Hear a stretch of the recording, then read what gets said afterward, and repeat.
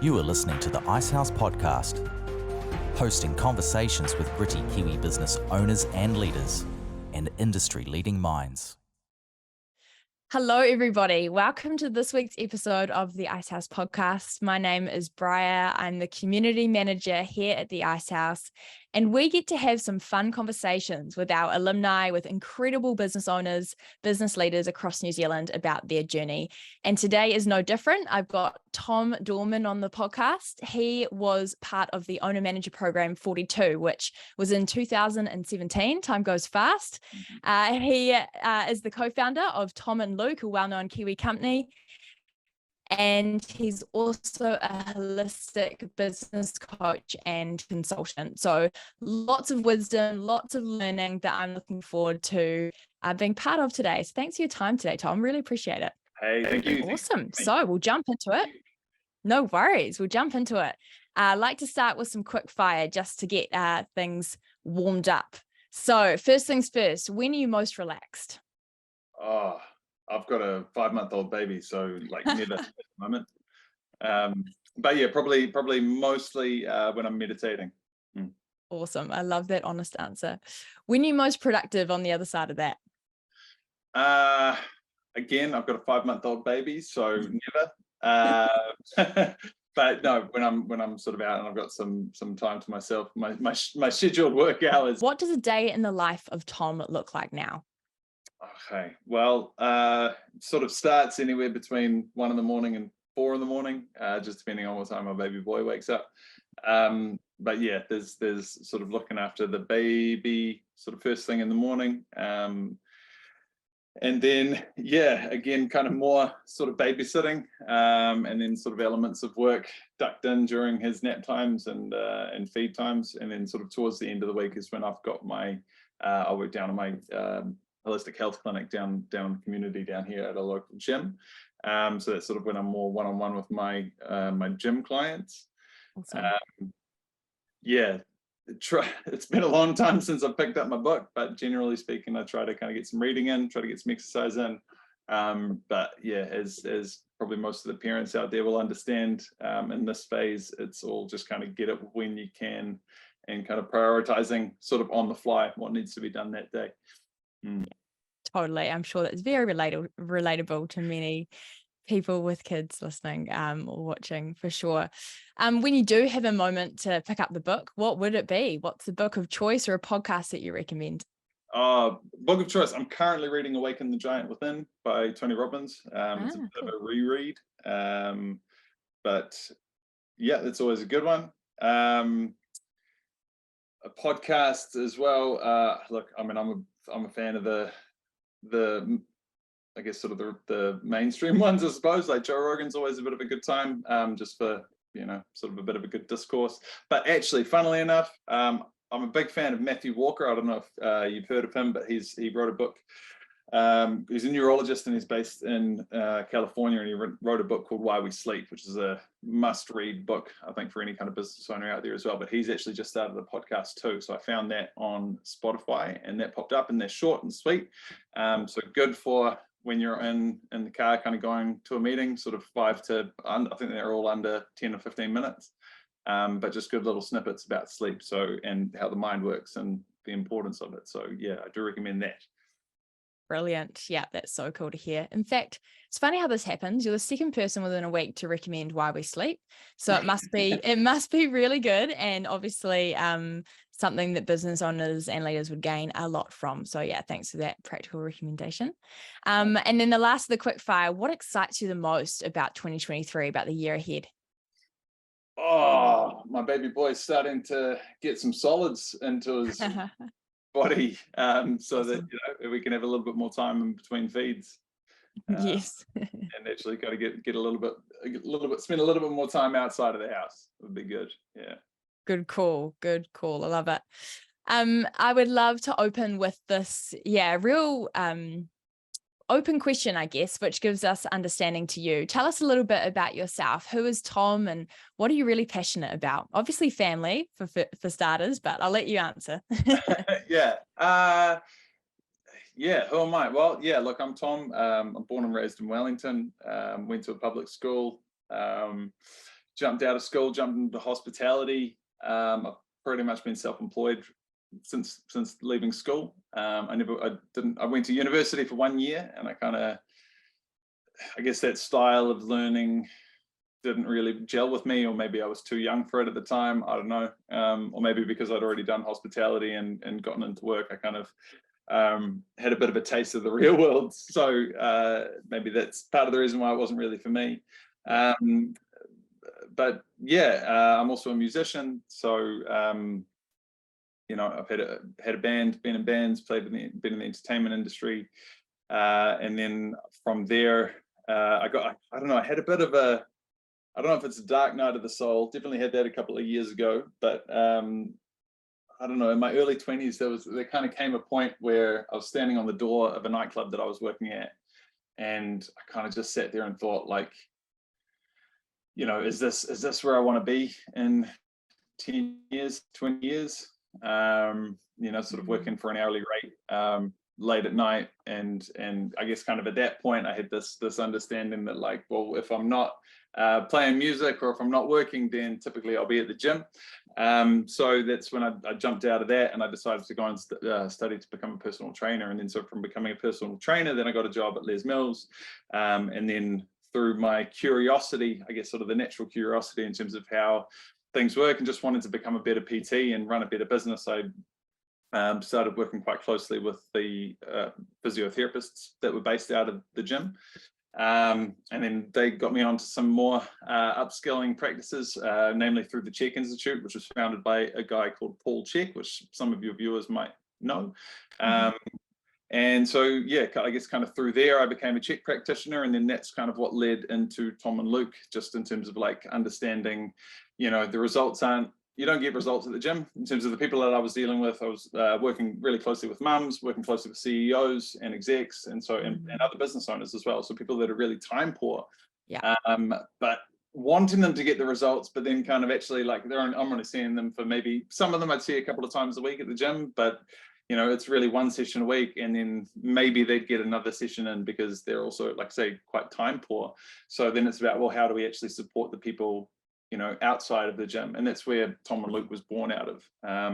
Mainly for me, because I wanted a high protein snack that I could have on the go in between my clients, and Luke managed the cafe over the road from the gym that I worked at. So we sort of formed a bit of a bond, and I over the years we'd done that and became, good friends, I guess. And then I kind of came to him and just said, look, like, this is the target market for a protein bar, and here's kind of some upskilling that I'm doing in nutrition and holistic health, and here's something that I think might work. And sure enough, it did. So we sort of started trialing some products at his cafe, and then mainly, again, just trial and error by me tasting things and him tasting things, and then sort of sharing it with my colleagues at the gym, and then also my clients. And then eventually, next thing you know, it became a bit of a staple at the cafe, like in terms of it was available at the in the cabinet there, sort of on the regular. And then fortunately, like, one of my clients, because I was quite specialized in core and posture. So one of my clients that I was seeing, he was also a business owner. He'd been in the food service industry for about 25 odd years prior to meeting me, or maybe even 30 years prior to meeting me. And, he and I were having conversations about, I guess sort of the state of the world. This is going back, we're talking 12 years, it would have been maybe 26, I think, at the time, by the time this conversation would have been had. And yeah, so, and then I kind of talking to him about this product, and then he got quite excited about it as far as this is something new, it's different. And he understood the philosophy, and obviously because I've been training him for a few months, and he'd started seeing really good results. He really understood the importance of this holistic approach to exercise. It's not just, let's go in and just smash it because we can, we've only got half an hour and let's just go hard to do everything. Because actually for most people, that's actually the worst thing you could do. If you're already in a stressful environment, then kind of adding more physical stress is only going to add more stress. And it might feel like it's doing something, like it's venting something, but actually it's compounding into the body. So anyway, like he kind of got that, understood that philosophy. And then when I introduced him to the product that Luke and I had made, his initial thought was like, what do you want me to do with that? And I said, well, eat it. It was this sort of green protein bar covered with some chocolate. Yeah. And, you know, he ate it and thought, yeah, it was quite different. So that's sort of where, I guess, sort of I guess for me, in terms of what I'm doing and what sort of drives me and pushes me, a lot of it's to do with, I guess, sort of, yeah, the problem solving, but also health. That's and that future thinking, as far as like, okay, well, like, where are we going to be next and what's happening? This is where we are now, but where are we going next? So as far as like that drive and what's really passion, it's health, man. They're like it's sort of at the forefront of most of the things that I do, and personal health. Definitely having a newborn baby takes a big back seat, as far as like, you know, getting your sleep, you know, but, you know, doing all the other things around that. So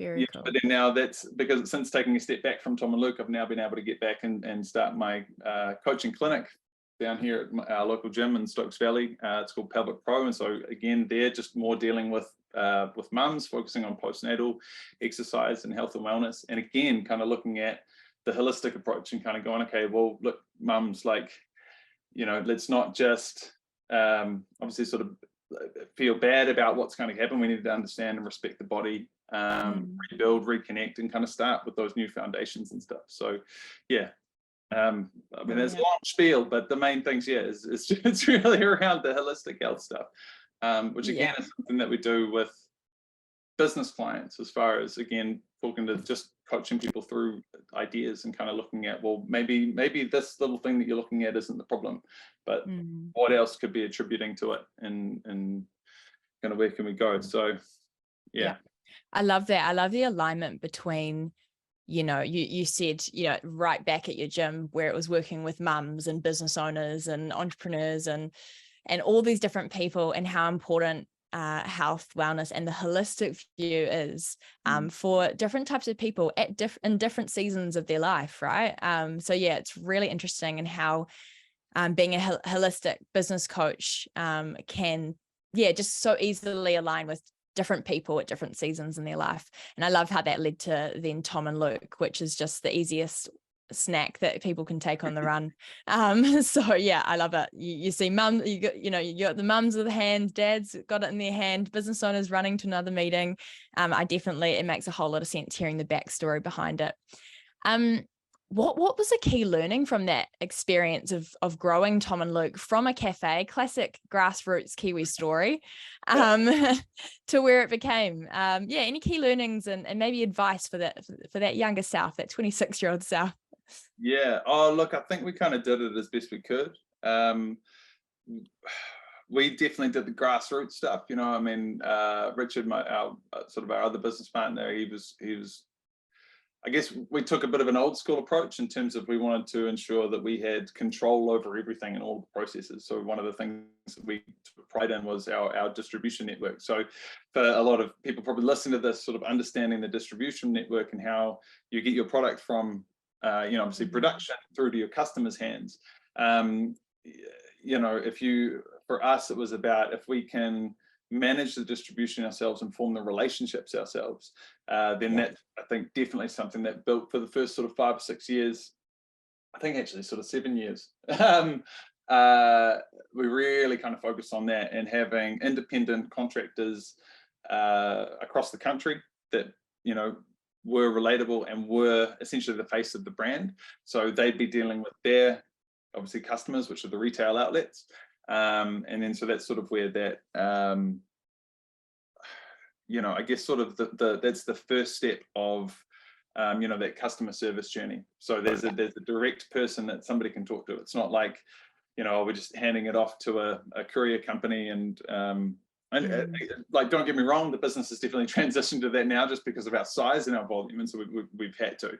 We still have some of those independent contractors around the place, but for the most part, and then especially now, sort of moving with obviously into the DCs and stuff with the likes of Foodstuffs and Countdown, then that's sort of another story. But yeah, definitely in those beginning stages, I think kind of that was a really good learning in terms of just the power of connection and the power of conversation, because we'd be able to go in and show up as us, and having that one-on-one.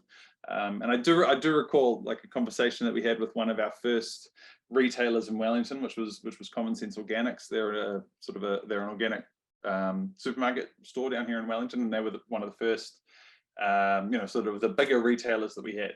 And I remember talking to one of the managers there, and and she essentially said this to us. She said exactly that. She was like, you guys coming in, there's a big journey ahead of you with sort of the way that this is done, you guys are doing, because we were in there with, because we were able to have those conversations, we were able to get in there and do more sampling because people knew us.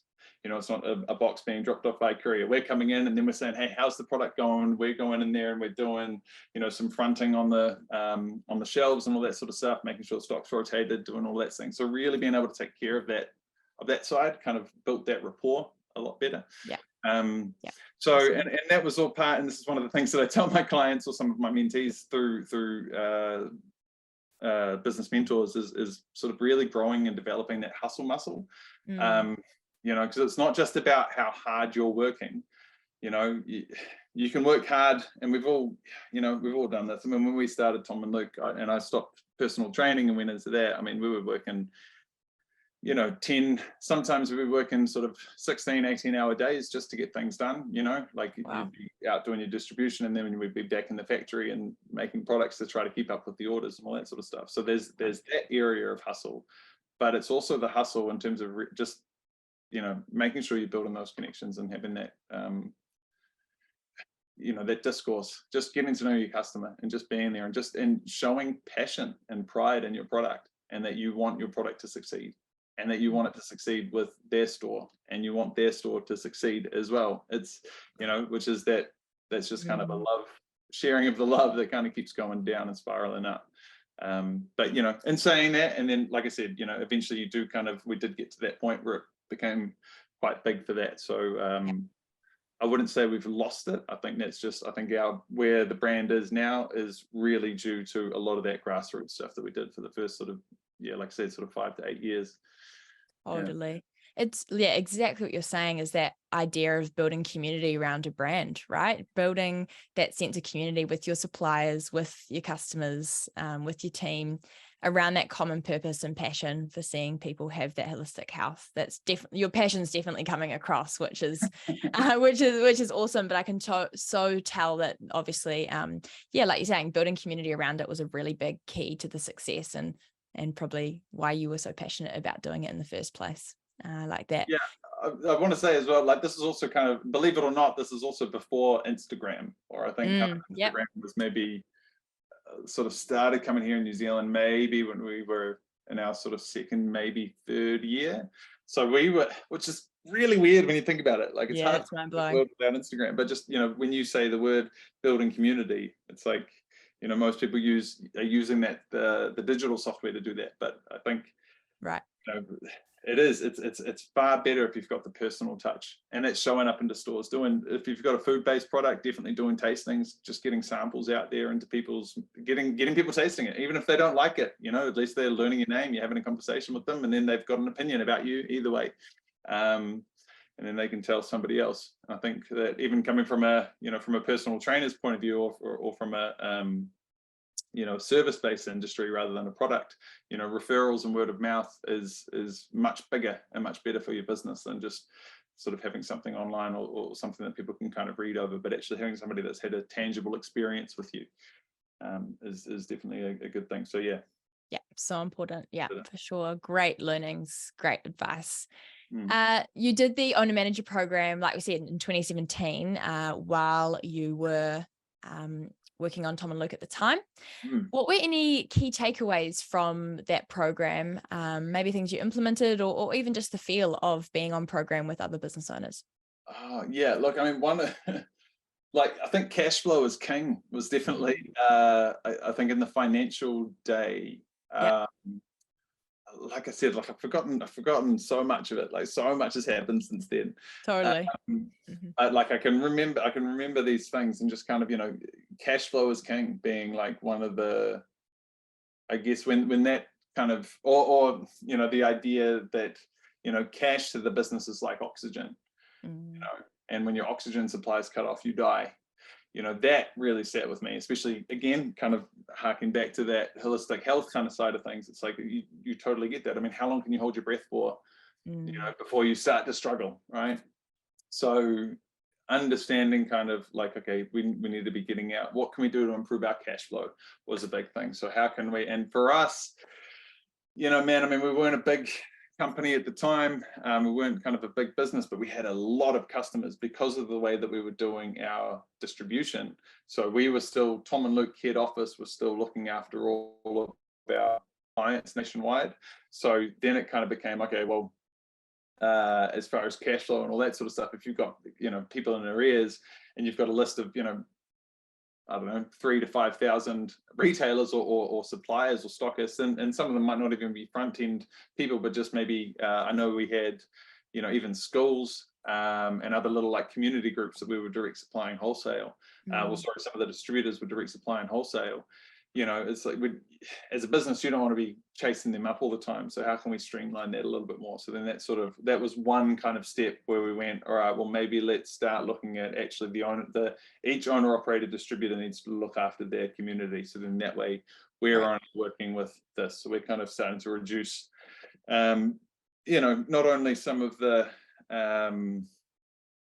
I guess, sort of those potential losses, but the chasing up. But it also it means that cash flow is only kind of reliant on one person, or, minimizing out the Tom and Luke head office customer base. So that was a big kind of takeaway. But then, of course, it expands again when you start going international, and true. You've got to have new systems in place, and the business obviously constantly keeps evolving. I think also, like, even on that first day, like the first couple of days, and again, look, it's been a while since I've been on, so I don't know if the sort of the format's changed, but I remember the first couple of days, just as far as the marketing stuff was concerned as well, like in terms of really honing in on our target market. That was one of the things we did in the first couple of days on that owner manager program. And I remember kind of going in thinking, oh yeah, we're Tom and Luke, like we're really successful. We know what we're doing. We know our target market. Our target customer is, kids from the ages of 5 to 95. And people of all genders, people of all races, religions, whatever, it. That's our target market. We're something for everyone. And then kind of really learning in that how like silly that is. And I guess one of the things was like the bell curve, when the bell curve was presented to us in terms of like really honing in on who is the one person that you want buying your product. And then they're at the top of this bell. And then everybody else underneath will just kind of gradually kind of come in. But if you can really kind of pinpoint your marketing to that one person that you're looking for, and sort of since learning that and since understanding that, that's something that I've definitely taken away and put into like everything else that I've done or started as well. Like it's a really, you can't be everything to everybody, but you can be something to somebody. Yes, great. I like that. You can't be everything to everybody. Out of interest, who did you land on as that top tier? This is who we want to sell to. Oh, see, now you get me. So we actually ended up doing 4, right? So this was a couple of years now. We're talking now. We've got social media is there. We've got Instagram. So now we've got sort of the different people that we're speaking to when we're doing our marketing. So we had the university student who was sort of second or third year. They were working. But they're a bit more involved in their studies. But they're also, because they're working, they've got, more sort of research or thesis to do and all that sort of, again, I didn't go to university, so I'm unaware of sort of how that works. But, there'd be that person or that pillar that we'd talk to. Then there'd be the mum, who, was sort of the 30 to 35-year-old mum, stay-at-home mum with some disposable income, who's, looking after the kids, busy rushing around. And then we also had the sort of the weekend warrior. This was kind of one of the males. The weekend warrior, sort of the 45 to 50 CEO type who wants to, on the weekends, wants to be healthy, maybe goes, plays golf, jumps on his bike, cycles around Herne Bay in Auckland kind of thing. And then I can't remember who the fourth pillar was, to be honest, but that kind of helped us really kind of, at the time, again, this is going back probably about another, at least sort of 5 or 6 years ago now. That definitely kind of helped us kind of get a little bit more clear on how we're presenting things. And then, kind of from there, then we're actually able to start developing products for that particular person. So, we sort of came up with a bunch of innovation. Not all of it worked, not all of it stuck. Yeah. But, one of the products that has sort of stuck in recent years as well is more sort of the collaboration we've done with Dose & Co, and obviously sort of with mums and with that sort of target. I mean, we're still getting messages, I'm getting messages, but like my clients sort of use, who are breastfeeding mums and that sort of thing, they love that product because it's got the collagen in there, and they're, obviously sort of breastfeeding, so they need that energy, need those extra calories and stuff in there too. So, that was sort of one of those ones that really did sort of hit home and work. Brilliant examples, and so great to hone into those different targets, and cool to see the example in Dose & Co as well, which is very popular. Going back a bit, how did you hear of the Icehouse in the first place? How did I hear of the Icehouse? I think I got a phone call. Oh yeah? I think one of the sales team called me up. Cool. And I think initially I got excited because sort of when I looked at what the Icehouse did in terms of the investors sort of side of things, like, or the angel investors side of things, I think I remember kind of getting a bit excited and kind of going, oh, we're being checked out by people that kind of know more about things than we do. Sorry, not we, I shouldn't say we, but definitely know more than I did. But then kind of getting I guess sort of talked around to it, but then also understanding the benefit of it, and then going away and having the conversation with Richard and with Luke, just sort of around, okay, well, here's some key learnings, and then I think as well, I'm pretty sure I can't remember if we did or not. Again, this is quite a while ago, but I remember we were discussing whether or not to put one of our production managers on the course as well, as a with Tom and Luke, one of the things that we sort of set up and want to do is just make sure that we're, upskilling and training our staff. Right. One of the things that I'm kind of passionate about is sending the elevator back down. But I think there was another program, not the owner manager program, but there was leadership one. Yeah, leadership development. Yeah. Yeah, and I'm pretty sure that we did send them on it. Again, my memory is a little bit hazy on that. But I definitely recall there being some thorough discussion about it, just because of me coming back and being quite excited and sort of opening up. It was sort of like you go in as this, I don't know, young Padawan Jedi wannabe, and then you come out on the other side as being this, whoa, I can sort of see things as they are, and then kind of want to share that with everybody. So Yeah, very cool. And very common for owners to come back and go, okay, I'm excited. I want to talk to my team about this. I want to, be talking on the same language and same page, and I want other people to get it. And then putting one of their key leaders on a leadership development program is quite a common sort of next step when that's the feeling. But very cool to hear, and cool to hear those specific examples of takeaways, even though it was, years ago. I always love hearing, the things that stick, that's for sure.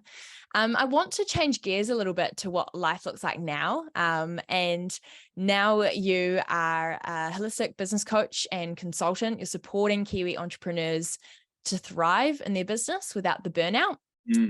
Which is massive, and that's why I kind of want to do a deep dive into that topic. I can tell you're passionate about it, so let's do it. Let's deep dive. And to start with it, we've talked about this word already quite a lot, holistic. What does holistic health mean to you? Well, it's really kind of understanding the pillars of health as it comes to mental, emotional, spiritual, and physical. I think kind of when it comes to health, 9 times out of 10, we tend to lean heavily onto that physical, and then within the physical we go, okay, well, what's our cardiovascular fitness like, what's our what foods are we eating? And so it's more kind of like the here and now, versus actually also thinking about, well, hang on, what makes you happy? Like if you're not happy, no wonder you're physical health is suffering. No wonder you're, feeling depressed. No wonder you're feeling pressure and feeling stress, because you're not actually in a state of alignment that's here with essentially with your purpose, or with your passion, to kind of even put it in that respect. So in terms of looking at that holistic nature, it's kind of going, okay, like I even kind of described this to somebody the other day as well. It's like when you're in the war, I don't know if people have recently watched that All Quiet on the Western Front. I tried reading that as a teenager, but I think I was too young reading it as a teenager, but the movie on Netflix was really good. It describes sort of those guys, the German kids at the First World War going out to the French lines. And, it's kind of like when you're in the trenches, when you're there in it, it's, and you're coming up to look up, and you can't look up because you might get shot in the head by a sniper that's coming out, right? So you get fearful and you just start imagining all these things that are out here. But then there's the people that are higher up or kind of further away that can actually see the bigger picture and can understand what's going on. They're not the people that are in the war. So, not in the battle. So in terms of that holistic perspective, it's kind of going, hey, look, you might be in this one battle, or you might be struggling with this one issue, but actually let's take a look at the big picture, and let's pull you out of that. Let's get you out of that zone so that we can actually kind of get a clear head and a clear perspective on, this might be the issue for today, but actually what's led into it, what's the why behind it, but also like, why are you focusing your stress and your energy on it, when is there actually something positive that you could be focusing on, that you could be, sort of leaning into, that might actually inadvertently solve that problem. So and then the other thing as well with the holistic side of it, in terms of the business coaching, it's understanding that, as a business coach, typically you're there to help people get through issues with the business. But actually, like, if you're an owner operator, or even, obviously an entrepreneur, or even, a CEO that's got a lot of skin in the game, you're not necessarily, maybe you're separating yourself or even your family life from some of those day-to-day issues. But it's very hard to, sort of actively do that, because we're as the Terminator said, we're cybernetic beings. So we're all a system of systems. So within our systems, we've got our circulatory system, we've got our respiratory system, our digestive system, and these things all need to work together and be in good health for us to be a good physical being. But just in that same way, as a person, we've got our friends and family, we've got our, relationships with our children, we've got our relationships with our spiritual connection, whether that be, in your church or, whatever belief sort of system you've got with that. You've got your own hobbies and interests outside of your work. But then for many CEOs or business owners, maybe they don't have any of that, because all of their energy is just in this business and building this thing up. So then it's about going, well, actually, man, maybe we need to, you just need a holiday for a moment and just take a break for a moment, because all of this is kind of bound up in this energy. So that holistic approach just needs to kind of really meet the client where they're at, and just kind of really get to understand the person as a whole, obviously as a whole singular being, but also where do they sit in with their community, where do they sit in with the business, and then, just kind of building things in from there, and just creating that different perspective, and kind of broadening the horizon a little bit, pulling them out of the battle so that they can kind of see what's going on from that higher level.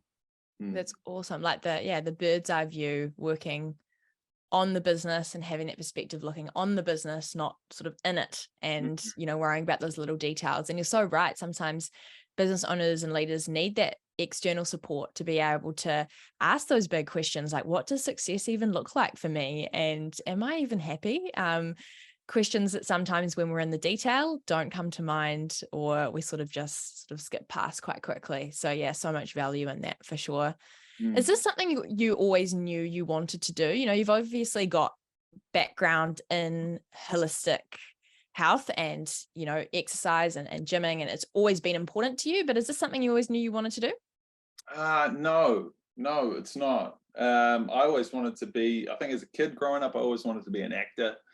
That was kind of my thing. And then when I was a teenager, I got given a guitar when I was 12, but I didn't really start playing it until I was about 15. But even from that, it was, just like I wanted to just entertain and play music and write music. I love doing that. I'm very passionate about that. But I do, unfortunately, my dad, when I was sort of 16 or 17, I just remember I've got him clearly in my head just sort of saying to me, like, you need to have a plan B. Like, this is all great stuff, but you're not actually that great. And there's plenty of other people out there that are better than you. So you need to have a plan B. And then so I think kind of what that triggered and what that triggered in, was kind of this idea of, okay, well, actually, like, let's make sure that we've got a plan B. So then even if we fail at this plan A, then we've got that sense of, I guess, of that financial security, or even, just the ability to be financially secure, to be able to do kind of essentially whatever you want when you want. But at the same time, like, what that led down to was that led down a path of focusing on the plan B. So the music's always been there. My band and I, we released a couple of songs on Spotify a couple of years ago, just before lockdown. Or actually, no, it was during lockdown that we launched them. We released them. But I think kind of where I'm at now is more, when you look back on your life and you kind of go, okay, well, this has led to this and led to this. One of the things that I've always said is about I've genuinely had a very serendipitous life. It's like, I'll do something and then something else fruitful will kind of come from it. And I've always been a person that kind of likes to follow that and kind of go with that and sort of nudge it and see where it goes. That's, I guess, kind of where all of these pieces have sort of landed on. And then now I'm kind of realizing, well, hey, like, I do this. Like, when I'm with my clients at the gym, a lot of the time we're not just talking about what's going on for them and their health wise, we're also talking about them and their relationship wise, or in their work wise, or how they're balancing everything else, because a lot of that stuff shows up in the body. And vice versa as well. So a lot of the time with business clients and that sort of thing, it's okay, well, we're not just talking about the business, we're also talking about you and your health, because if your health is suffering and you're not getting enough sleep, as you'll find out for those who read Why We Sleep, you're not going to be able to think clearly, and you're not going to be able to understand, be able to put the pieces together, because your brain is literally eating itself. I think it's more of one of those things of, there's probably a traumatic conversation that happened to me just about the right time. And then, doors just kind of continued to be open for me, which is really quite lovely and quite really kind of grateful for it. But, at the same time, like I said before, around that hustle muscle, it's not like I sat on the couch waiting for things to happen and just kind of wished. It's about being actively involved. It's getting out there and doing it. It's trying it. It's failing. I don't really believe in failure. I believe more in like learning. So, okay, this didn't work. Let's try a different approach. And then that kind of leads to where we are today. Yeah. Absolutely. Yeah. That explains it so well. And I can tell you're very passionate about it, which is cool, because you've landed in something that you're passionate about and you can help others along the journey, which is great. In terms of that specific coaching, what can people expect from you if they were to contact you and say, hey, Tom, I'd really love to do some coaching with you? What can they expect from their first session with you? Oh, well, yeah. So typically, like, you sort of will do a deep dive, and sort of, once somebody's signed on, we kind of find out if I'm the right person for them, or if they're even a client that I want to be working with. True. And, and if we gel, then that's cool. And then we kind of go into a bit of a deep dive session, and, that might take 2 or 3 hours in terms of actually figuring out where they're at, where their business is at, and then kind of moving there. It's focusing on, okay, well, what are the issues that we're dealing with? And then obviously sort of coaching through it. So part of, in terms of the business coaching and consulting, we're sort of there coaching the person, I would say, and then consulting on the problem. And obviously there's, I'm not a jack of all trades. There's, problems and areas in business that I'm not necessarily proficient in. I might know enough in, but then that's, obviously sort of where being able to refer out and kind of go, okay, well, actually, let's get this person in, or this would be a person that I'd suggest you talk to, or find somebody like this. And then, the client might have somebody like that in their circle. But it's really around kind of honing in, backing on the person, and helping people to, sort of expand their awareness, because the answers are all within us. The answer is always within us. It's there. We've just got to be able to ask the right questions and have that be unlocked and brought forth. And a lot of that, sort of that realization and stuff doesn't, we might have some breakthroughs and stuff within a session, but then it's once you kind of have that thought, and people might even do this from listening from these Icehouse podcasts, they'll sit there, they'll pick something up, and they'll go, oh, that's a new perspective. That's something I haven't thought of before. And then just as you said before, even at the start of this around, somebody else telling you a week or two ago about what the book, Why We Sleep, it's like, now you start thinking about this, and then now it's popping up, and then, okay, well, maybe this might be something for me to pursue. So, and then it's in that application. So once we obviously sort of coach the person, then it's kind of going, okay, well, what are the action steps? And I think kind of one of the things that we do, especially I've been guilty of this in the past, is trying to do too much. Hell, I'm still guilty about it now. Like even now, trying to do too much. So even with my coach, she's sort of talking to me. She'll give me homework, and she's like, okay, well, this is what I need you to work on. And I'm sitting there and I'm going, right, oh yeah, this is the basic stuff. This is the foundation things, so it's okay, let's get that right. Let's, obviously have the plans and the anticipation for what's coming 10, 20 steps ahead, but we're not going to get there without being here and being present now. So helping people kind of find what is the right action and what is the action that feels good to me. And typically speaking, we're going to line that up with the person's values. Because I think that's one thing that a lot of people miss out on. They don't have that. We're not necessarily taught, okay, well, what are the things that are true to my values? And that's a lot of the times where there's conflict, and conflicts gets in the way of relationships, whether they're personal relationships or business relationships, is because somebody else has got a different set of values to you, but you might not even know what your values are. So really understanding that stuff, and then being able to kind of to come at, this new understanding, this next level of progress from a perspective of what's true for, me or you as the person or as the coachee, from your value set.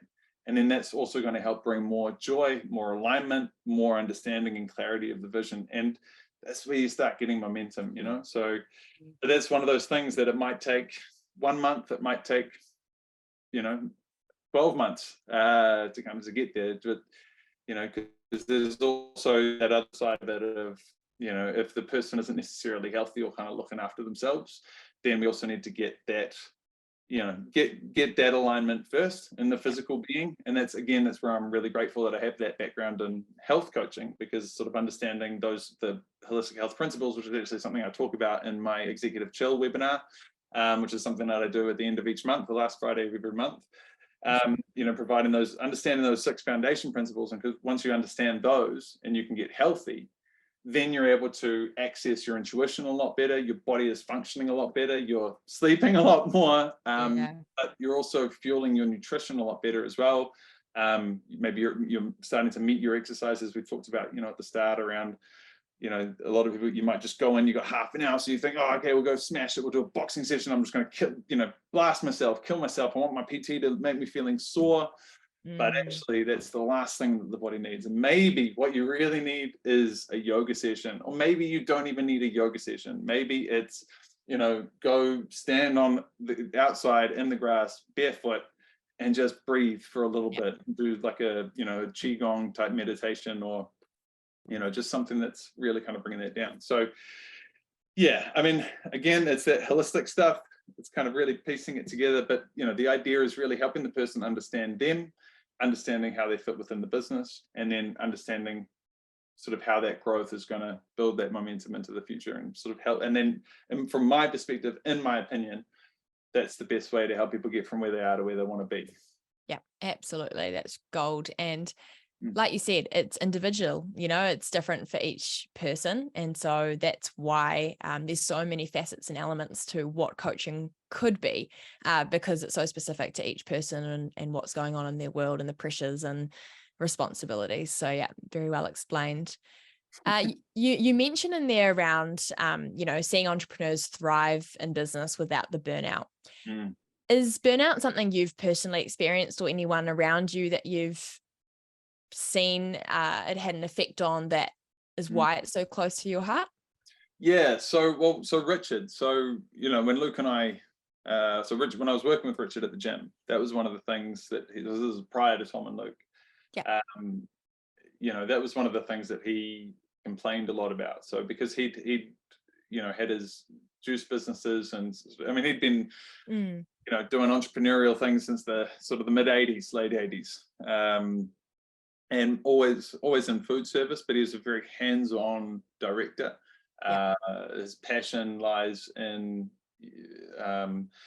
in creation and product innovation. So he'd be the guy that's there creating the product, developing it. Got a bit of a background in food tech as well, and then he'd be on the production lines making sure that it's done. Meanwhile, he's doing all the orders late at night, and there's all of this stuff. So when he came to me, and then there I am going through, I guess, my hippie phase in my mid-20s with my big beard, my long hair, coming in, working in the gym with my sandals on. Brilliant. As this is sort of just before the Vibram 5-finger toe shoes. And he looks at me and he's like, oh my God, who is this guy? But, understanding him and what had led to, being able to point out to him, well, like, it's this lifestyle stuff that you've got. Like there's no amount of work that we can do here at the gym that's going to help you unless you get this lifestyle stuff sorted out. Like, unless you start going to bed on time or waking up at the same time every day, or get your hydration in. So that was one of the things as we went through the Tom and Luke journey, that I would always, I'd still kind of be there. Like, I was no longer his sort of personal trainer or his health coach at the time, but that would still be a big part of those conversations that we would have, was kind of going, hey, like, making sure we're checking in on each other. Like, don't get me wrong, at this, when you're starting a company, you have to be, as I said before, with that hustle muscle, you have to be in there working it and pushing it. But you also have to understand, okay, well, how long can I do this for? Yeah. And being able to recognize, okay, this area over here in my life is starting to fail. For me, I remember one Easter weekend when I was living in Auckland, when I was running the distribution company in Auckland. We, like, initially with Tom and Luke, when we got into the supermarkets, we just had shippers of 60. So we'd have our little 70-gram bags of Snackables, and we'd have them in shipper boxes and cartons of 60 units. And so one Easter weekend, we were doing, that was the time that we were doing a transition from a packet of 60 down to packets of 20. And the reason why we were doing that is just more for efficiency for the stores. And so we could get, because we had a lot of retailers that wouldn't take our products because 60 units is quite a lot to invest in, especially if you're a small dairy owner or something like that. So we were transitioning everybody to 20 units. But, this particular Easter weekend with my girlfriend at the time, we'd had a bit of, we had some back and forths and some, it was quite hectic, but then at the same time, like, I had this pressure and this things that I had to do for work as well. So we're arguing at home, not sleeping, and then I'm trying to change all of these pallets over by myself in our storage unit in Auckland over the course of sort of 2 or 3 days. Fortunately, it was a long weekend, so I was able to kind of have a little bit extra time in there to do it. But it's I think that was the first night I ever had a panic attack. And I genuinely thought, like, I finished the work, it was quite late, probably around maybe 11:30 on sort of an Easter Sunday night. And I just remember I got back, I finished up, closed up, and I got into my van and I started driving. And I had, because before I'd left to come down and do this stuff, we'd had a big argument. So I was already kind of in this heightened state of adrenaline. And then just getting this work done and being down on the ground, a lot of moving, probably not enough food, definitely not enough water at the time. And then my heart I just got this whack in my chest. And I freaked out. My heart went up, like I started getting, tingles down my arm. I started thinking that I was having a heart attack. So I called an ambulance. I drove my car out of the storage unit because I thought if the ambulance comes here, they're not going to be able to get into the security gate of the storage unit. So I parked out onto the street, and then I called the ambulance, told them where I was, and then I got out of the van, I lay down cold concrete, and I just remember sitting there going, like, this is not worth dying for. Like, this is not worth dying for. Like, what the hell am I doing? And anyway, they showed up. The ambulance showed up, and then they pulled me in. And by that stage, I'd already kind of calmed down because I was able to pull in some of my breathing techniques and just slow things down, breathe. Totally. Also kind of had the idea though that, if I'm going to go into hospital, then I shouldn't drink any water in case I need to have surgery. So Yeah. there's kind of this battling this kind of this idea of dehydration, but just again trying to just slow things down, slow, calm. Yeah. And then probably about 10 or 15 minutes with the ambulance people, then all of a sudden you feel safe because you've got all the noises and the beeps, you're on the monitors and stuff. You start to feel more safe, But even I remember the ambulance staff, they were really great. And I remember her, sort of asking me about like, well, what's your work stress like? And I was like, well, actually, like I'm here right now doing this. I've just finished doing this. And she's like, okay. And and she was the one that mentioned to me, like, I'm getting coached here by an ambulance officer, somebody who deals with this stuff. Probably, I'm not going to be the first person, but even she was like, look, like I think you probably just need to take a look at your workload and just find a way to kind of balance that out a little bit more, Wow. And that really hit me. And I kind of sat there going like, she's the mirror to me, and I'm sitting there going, I know this. Yes. Here I am doing it. So don't get me wrong, I think I had another 3 panic attacks over the following 2 years, but sort of since that time, it's really kind of understanding those fundamental principles of like how to be healthy and how to avoid that, and recognizing like, when this either, you can look at it a couple of ways. You can look at it like when the bucket gets too many holes in it and your juice starts to get low, or maybe even when your battery levels, you need to plug in and recharge your battery to come back up. But it's also, or just when things start getting wobbly, but I don't think we need to get to that level of extreme. We can avoid that. It doesn't need to. Building a business should be fun. Exciting.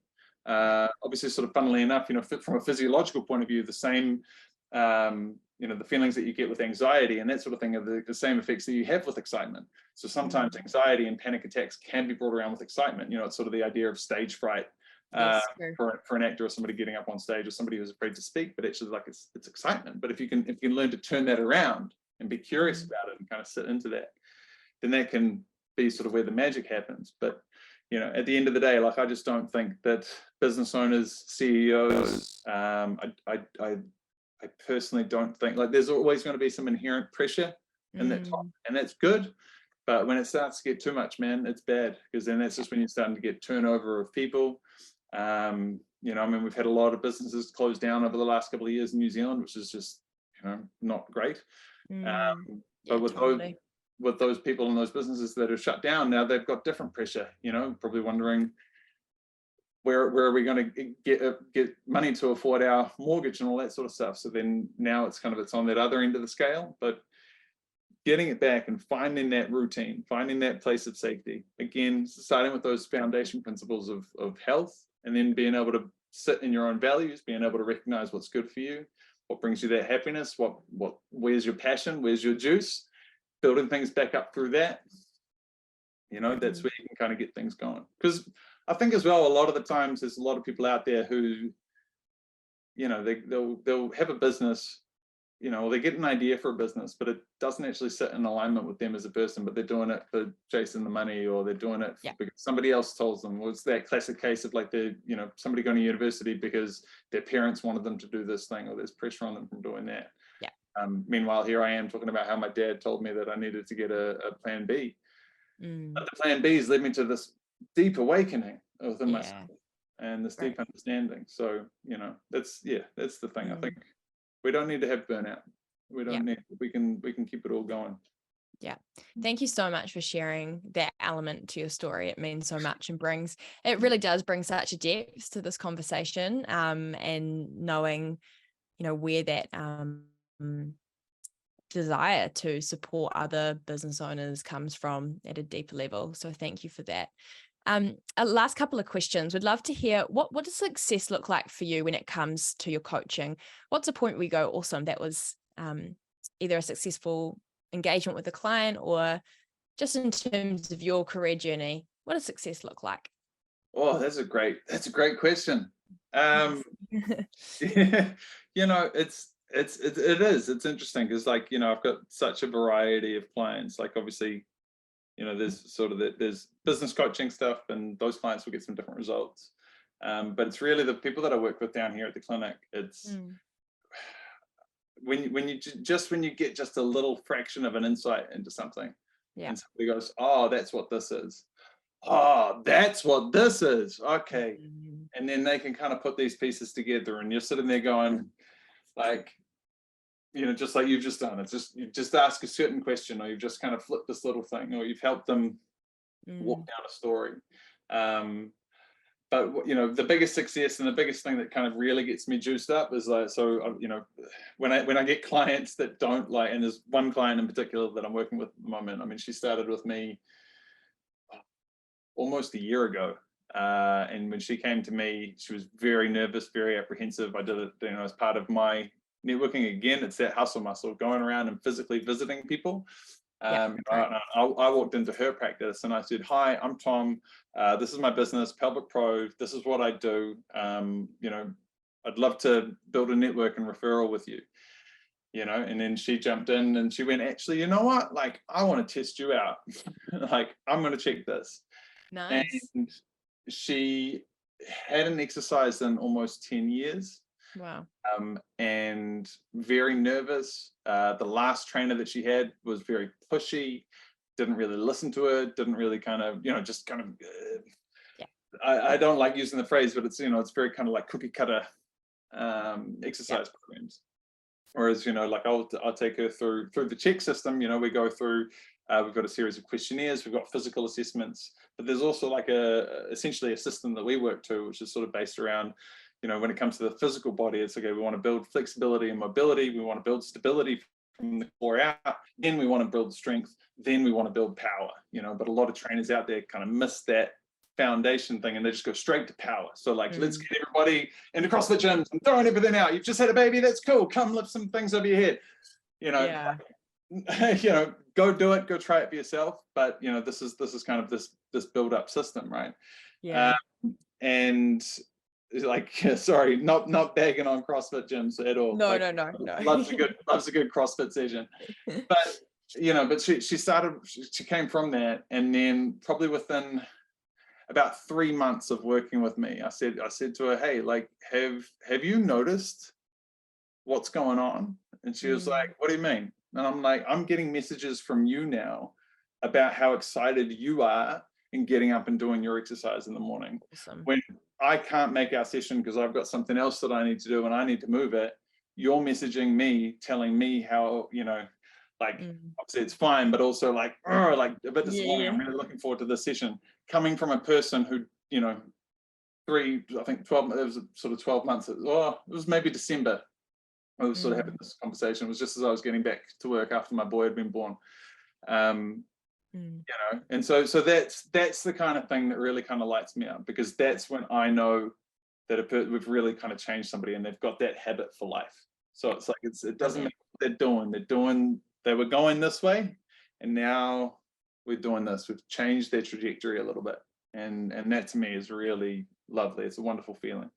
So that's so exciting. So it's like those aha moments up front, and then the transformational change where you can see long-term change happening in your clients. It makes so much sense. I love it. I feel pumped up after this. I'm like, yes, it's great. I don't think I'll be doing a CrossFit class after this, but maybe a nice walk along the beach. But no, it's very, very cool. I have absolutely loved this conversation, Tom, and getting to know more about your founder journey and now the real passion you have for supporting others in that holistic approach. I'll definitely add some information about Executive Chill, your webinar, into the information of this podcast. That would be great. But for any listeners that are wanting to learn more about you and your offerings and maybe just get in touch, what's the best way for them to do that? It's a horrible thing. I don't even really know. In terms of if people want to email me for business coaching, they can just email me at hello@tomdorman.com.